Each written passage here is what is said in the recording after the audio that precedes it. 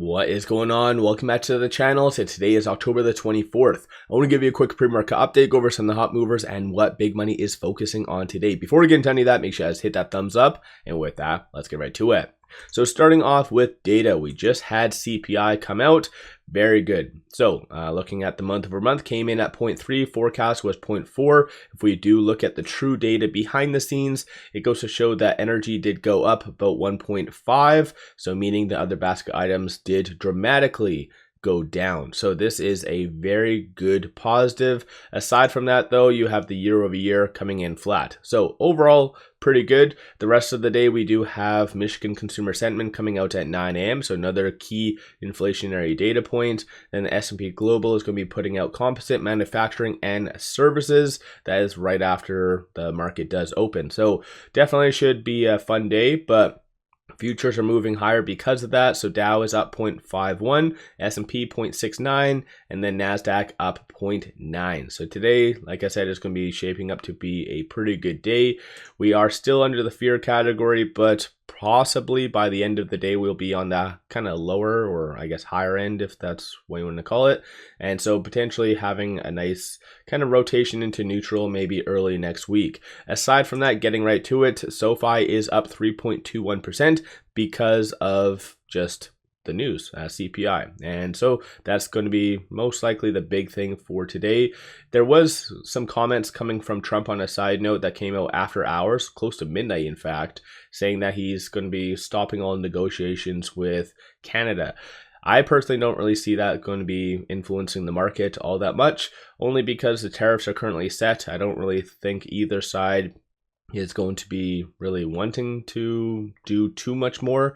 So it is what it is. So that's on a side note.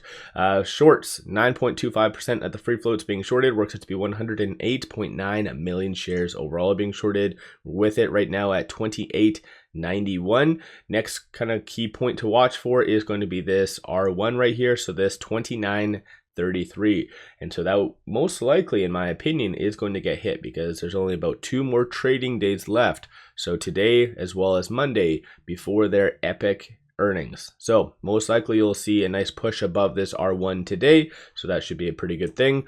NIO, not really much price action, rather quiet, no different than yesterday. So we aren't seeing any price action change.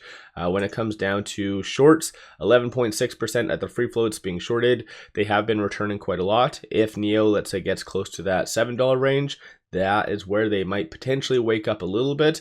But right now with it at 685, it is currently trading between this pivot and this S1. Looking at the one-day chart, so these are very strong support and resistance points, but $7, that's going to be that key point.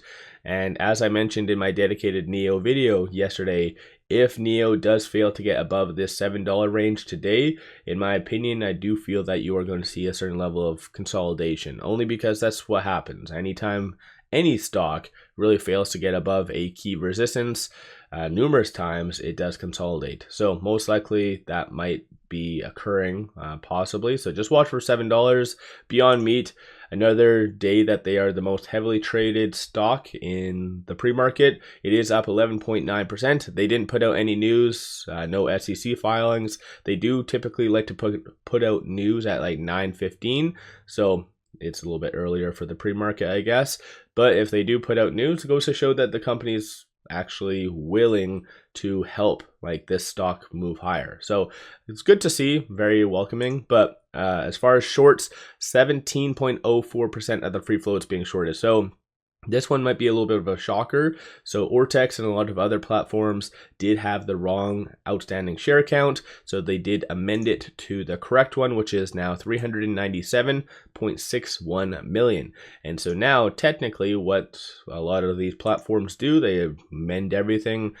So right now it went from about the 101% to 17.04%. So I know a lot of people got very excited about seeing more than 100% of the free float being shorted, but Still 17% is pretty a-okay if you ask me, because back in 2019, 2020, 2021, this stock did squeeze with a very similar percentage, around that 17%. A couple of key points though, with it at 316, it is trading between this R3 and this R2. So 312 and then 271 is going to be support levels. That 271 has been absolute diamond, so just watch for those. And then 380 is going to be that next strong target / resistance. So let me know your thoughts on that one. Ticker QLGN. So they are up 57.22% because of this. As I've explained, biotechs aren't really my forte, but this one seems to be a little bit more of a pivot.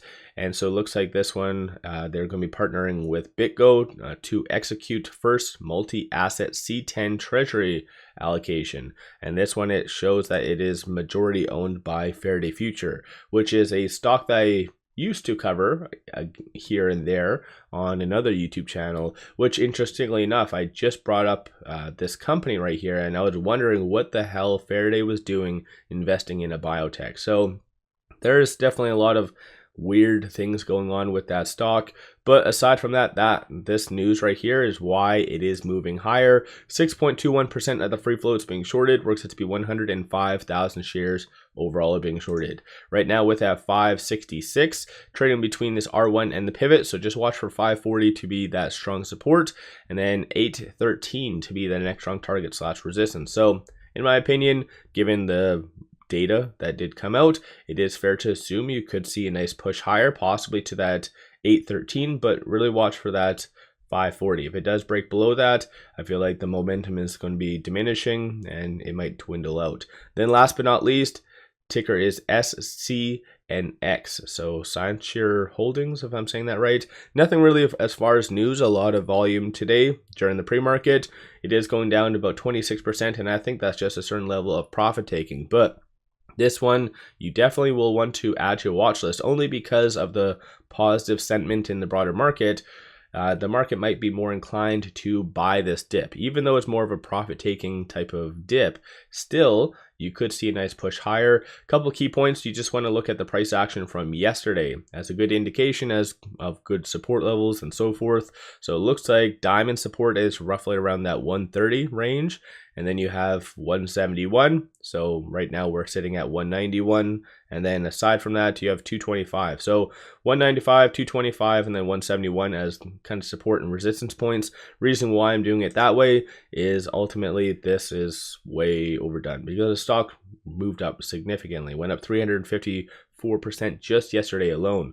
As far as shorts, 15.85% of the free floats being shorted, works out to be 2.6 million shares overall being shorted. So I do anticipate shorts to be fairly active because that seems to be what they like to do. Every time this stock gains a little bit of momentum, they just go massively overkill, double, triple, quadruple down. So anticipate them to be fairly active. So let me know your thoughts. A lot of good opportunities for swing trades, day trades, and everything else. One final thing, pop over to my Patreon if you're looking for some solid buy signals on stocks, options, crypto. I put out daily day trades, numerous swing trades. Worthwhile to pop over there and check that out. With all that said, appreciate all of you watching.